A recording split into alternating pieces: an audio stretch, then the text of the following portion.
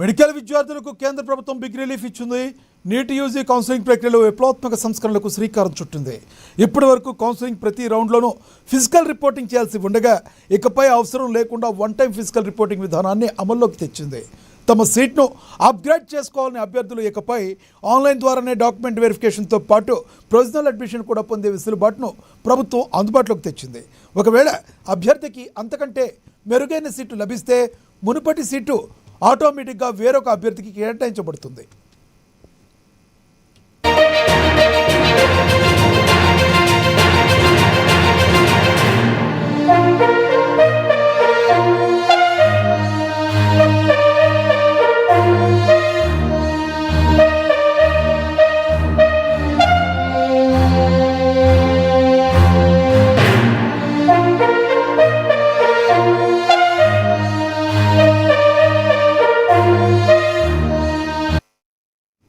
తమకు వచ్చిన సీట్ను ఫ్రీజ్ చేసుకోదలిచిన విద్యార్థులు మాత్రమే చివరిగా కాలేజీకి వెళ్లి ప్రత్యక్షంగా నివేదించాల్సి ఉంటుందని కేంద్రం స్పష్టం చేసింది.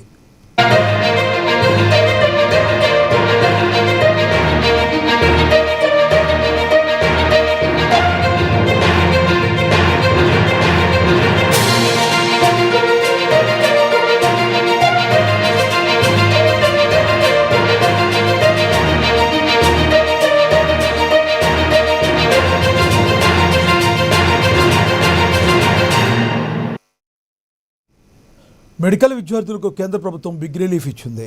నీట్ యూజీ కౌన్సిలింగ్ ప్రక్రియలో విప్లవాత్మక సంస్కరణలకు శ్రీకారం చుట్టింది. ఇప్పటి వరకు కౌన్సిలింగ్ ప్రతి రౌండ్లోనూ ఫిజికల్ రిపోర్టింగ్ చేయాల్సి ఉండగా ఇకపై అవసరం లేకుండా వన్ టైం ఫిజికల్ రిపోర్టింగ్ విధానాన్ని అమల్లోకి తెచ్చింది. తమ సీట్ను అప్గ్రేడ్ చేసుకోవాలనుకునే అభ్యర్థులు ఇకపై ఆన్లైన్ ద్వారానే డాక్యుమెంట్ వెరిఫికేషన్తో పాటుగా ప్రొవిజనల్ అడ్మిషన్ కూడా పొందే వెసులుబాటును ప్రభుత్వం అందుబాటులోకి తెచ్చింది. ఒకవేళ అభ్యర్థికి అంతకంటే మెరుగైన సీటు లభిస్తే మునుపటి సీటు ఆటోమేటిక్గా వేరొక అభ్యర్థికి కేటాయించబడుతుంది. తమకు వచ్చిన సీట్ను ఫ్రీ చేసుకోదలిచిన విద్యార్థులు మాత్రమే చివరిగా కాలేజీకి వెళ్లి ప్రత్యక్షంగా నివేదించాల్సి ఉంటుందని కేంద్రం స్పష్టం చేస్తుంది.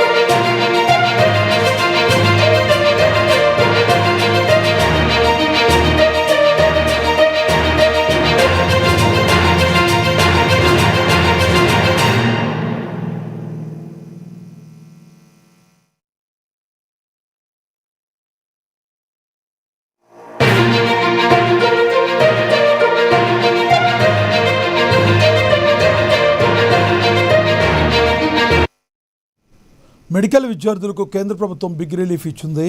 నీట్ యూజీ కౌన్సిలింగ్ ప్రక్రియలో విప్లవాత్మక సంస్కరణలకు శ్రీకారం చుట్టింది. ఇప్పటి వరకు కౌన్సిలింగ్ ప్రతి రౌండ్లోనూ ఫిజికల్ రిపోర్టింగ్ చేయాల్సి ఉండగా ఇకపై అవసరం లేకుండా వన్ టైం ఫిజికల్ రిపోర్టింగ్ విధానాన్ని అమల్లోకి తెచ్చింది.